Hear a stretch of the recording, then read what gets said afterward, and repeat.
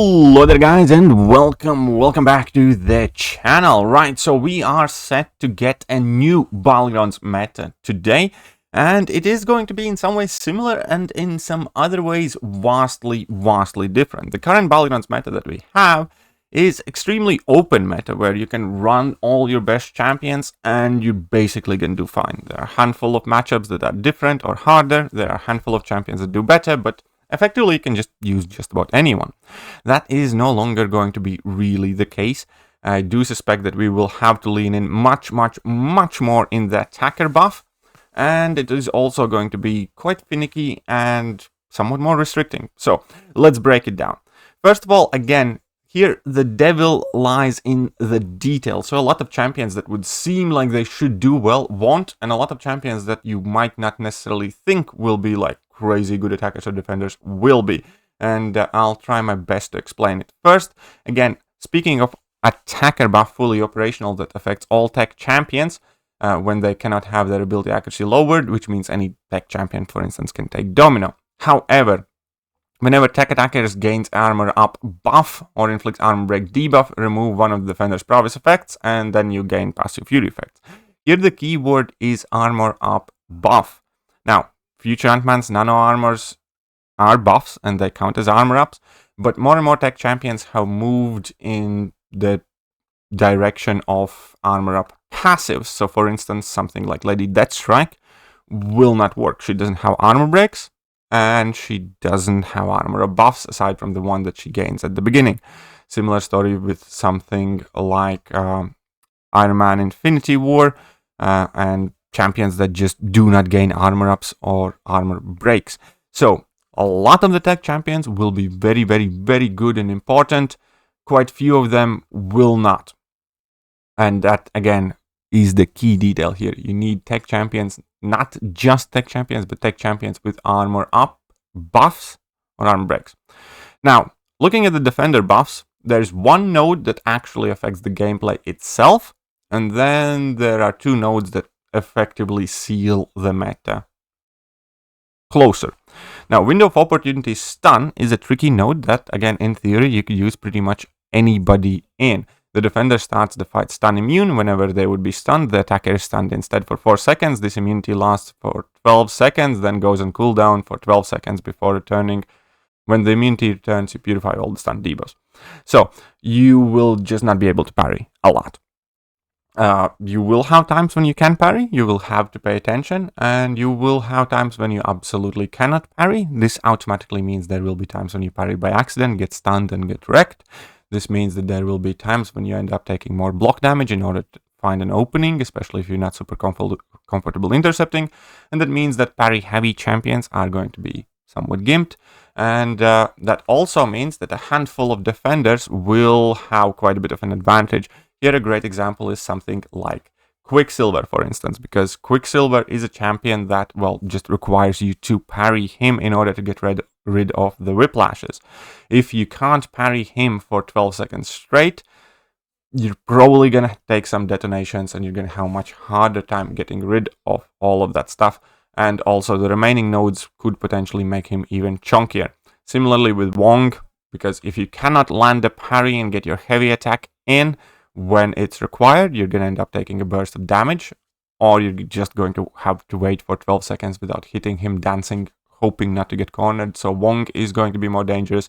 And also champions that are just, forcing that parry timer on you, something like Ebony Maw, for instance, because if you cannot get you, first of all, he's not super easy to parry to begin with, you need to re-parry. And second of all,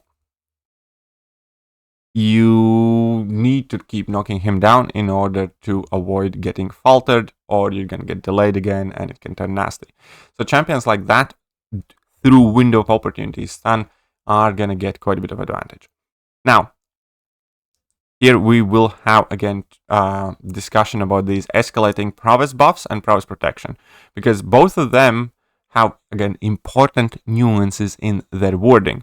Every 5 seconds, the defender gains an indefinite prowess buff, increasing special attack damage by 10%.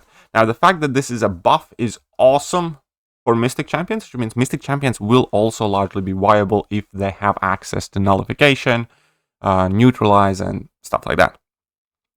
No longer will Mystic Champions work if they do not nullify.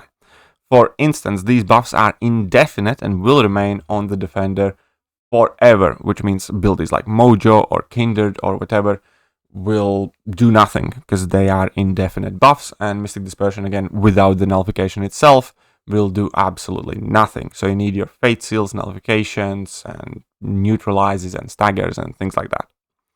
And that will feed Mystic Dispersion. So alongside Tech Champions, Mystic Champions are going to be brutally important, not just on offense, but also on defense, because that is where Prowess Protection comes in. For each Prowess effect active on the defender, reduce incoming damage by 5%. So in vanilla situation, every 5 seconds, opponent gains a Prowess. If you can't get rid of it, they reduce incoming damage by 5% in 5 seconds. So in 20 seconds, they will reduce it by 20%, in 1 minute by 60%, so on and so forth, which means a lot of chunkier champs will force out timeouts unless you can get rid of Prowess. However, here the key aspect as well is for each Prowess effect active, it does not have to be buff, and it does not have to be Prowess from the node, which means that mutant champions, again, potentially could be, pretty much indestructible. Like if you don't have a correct counter for Bishop that gets rid of all the Prowess effects, something like, attack with armor ups and armor breaks and everything else, Bishop's just going to be unkillable because he gains Prowess on regular hits except against tech champions. So Bishop's going to be one of those champions where if you don't have a counter, you're just stuck. That's not to mention, dangers of fighting Bishop to begin with, but that's meaning he's just not going to die because he's going to be gaining Prowess from the node. He gains Prowess a ton himself, and he's going to be basically immortal unless you have a tech champion that can get rid of it. Similarly, obviously, Kitty Pryde or some other Prowess-heavy champions like potentially Sauron or Toad. And this meta is going to be, a balancing act because these mutants will get destroyed by proper tech champions. But if there are not enough proper tech champions, they will just be impenetrable walls. So I do feel like this meta could be quite RNG related as well. Some other noteworthy champions to mention, obviously, is going to be Sasquatch, because Sasquatch is already a champion that pretty much always takes at least somewhat meaningful amount of time to kill, and probably going to be even more so now with all of those Prowess buffs and increased amount of protection, with you not being able to parry him when you need him, so on and so forth. So champions like Man-Thing will also, work on defense greatly, like Mangog and the other chunky champs. Now, offensively speaking, I do think that a lot of the nuke champions will be able to get through in decent matchups. I do think that if you bring in Human Torch against, similarly sized Mystic champion, he's going to do just fine. Archangel can shut the node down. Your Hit Monkeys, your other nuke type of champions, I think will have enough damage. The fights will just be, your 10-15 seconds longer, but it's not going to go to the point where you do basically no damage. So I do think the fastest of the Battlegrounds champions will still function, but that will remain to be tested.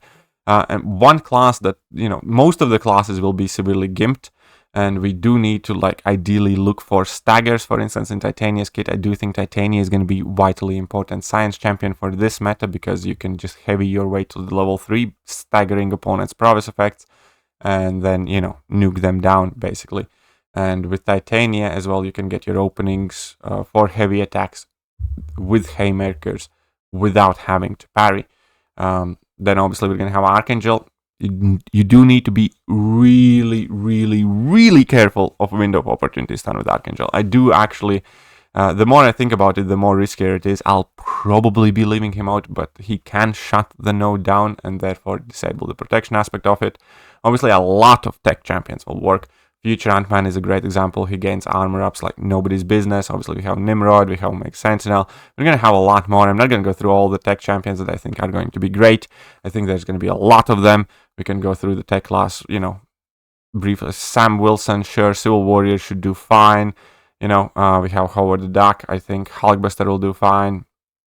Who else we have? Omega Sentinel, Nimrod, sure, both of those should do well. Ultron potentially with Vision, Warlock, and even Yondu, maybe War Machine, who knows. But yeah, I do think quite a lot of tech champions we are gonna end up seeing in our decks. There are some outliers as well from other classes, namely the Cosmic class. I think that will be super important. For instance, CGR, if he's awakened, he has his Fate Seal, and he's a nuke. So I do think that CGR is going to be exceedingly dangerous in the new meta as well.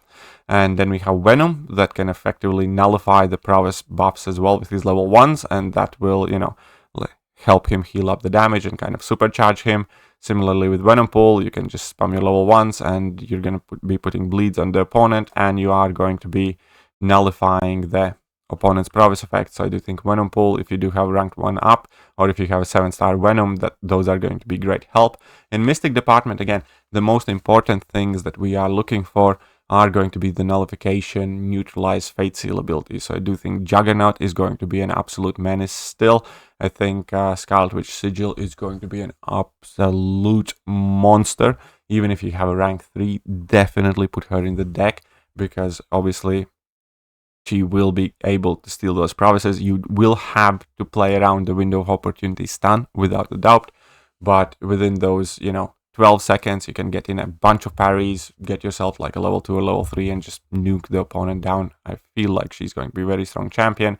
Obviously, we're going to have Longshot with a massive level 2, Dr. Doom, and quite a few other Mystic champions that do have that nullification, like Rintra and Tigra. I think Wiccan can potentially be quite solid. Obviously, Tigra.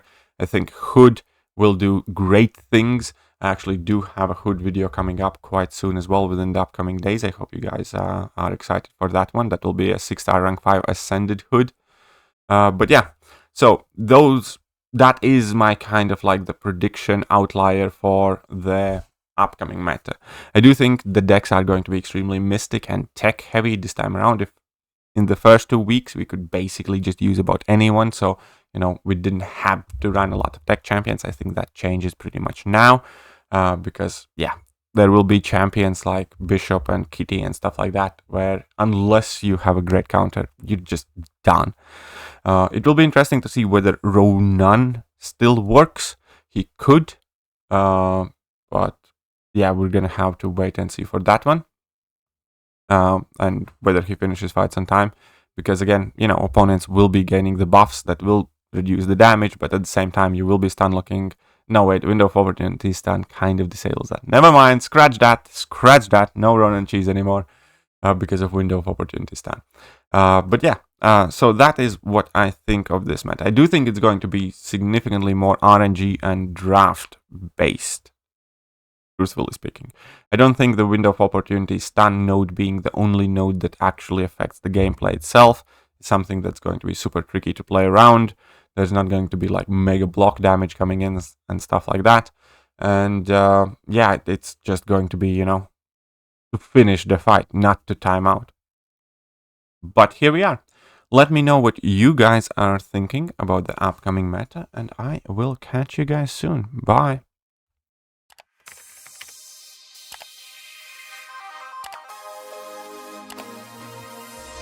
Hello there guys, and welcome back to the channel. So we have all the information